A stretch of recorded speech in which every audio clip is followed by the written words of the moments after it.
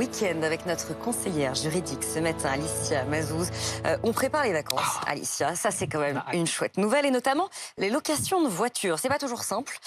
D'abord, avec un loueur professionnel qui a pignon sur rue, qu'est-ce que l'on doit vérifier dans un premier temps? Alors je sais que vous êtes très pressés là d'enfiler vos maillots de bain et de courir sur la plage, mais il faut récupérer ce fameux véhicule de location.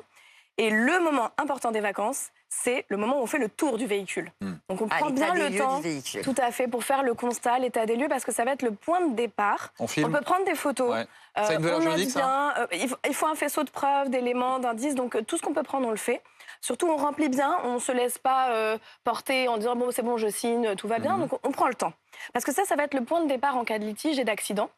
Et deuxième point important qu'il faut bien comprendre ce matin, et sur lequel je vais insister, c'est que quand vous louez auprès d'un loueur professionnel, vous avez forcément une assurance, une garantie responsabilité civile. Alors pour nous juristes, c'est tout un monde qui s'ouvre. Pour la plupart des gens, on coche, on se dit ok, c'est très opaque.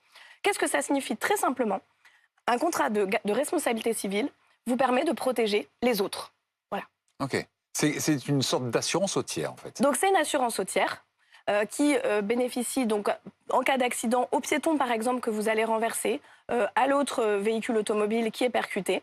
Mais quand vous avez cette assurance qui est obligatoire, les assureurs sont obligés de vous la proposer et de vous fournir un certificat d'ailleurs, vous n'êtes pas protégé pour vos propres risques.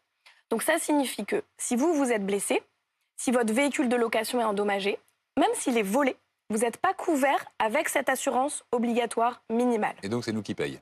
Exactement. Et c'est là que rentrent en jeu les assurances complémentaires, facultatives, mais fortement recommandées, parce que justement, elles vont permettre de couvrir vos différents risques. Mais justement, Alicia, on se pose souvent la question, est-ce qu'on prend ces assurances en plus, qu'on a l'impression de se faire un peu arnaquer, parce que, in fine, ça coûte quand même assez cher de toutes les prendre? Alors, effectivement, quand le prix apparaît, en général, en ligne, on voit souvent un prix global apparaître à la fin, c'est le prix avec la fameuse assurance responsabilité civile. Et puis, dès qu'on coche les assurances supplémentaires, le prix monte. Donc, on se dit, ah non, quand même, ça va augmenter le coût de ma location.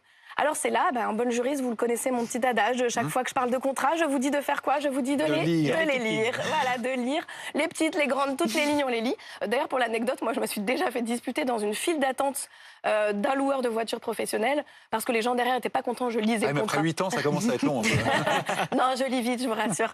Mais prenez ce temps-là, c'est important, parce que vous allez voir justement le montant de la couverture, le tarif, si vous êtes sur place, vous voyez, ou si vous êtes à distance à la maison, et surtout, la franchise.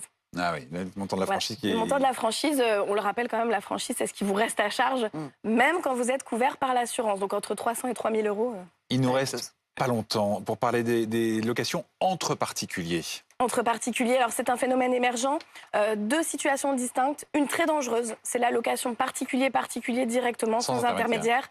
Parfois, c'est même interdit dans vos contrats d'assurance automobile, ou pas pris en compte. Donc faites très attention. De manière générale, quand vous prêtez un véhicule à un particulier, il faut vérifier que vous pouvez le faire. Si c'est un véhicule professionnel, par exemple, c'est interdit.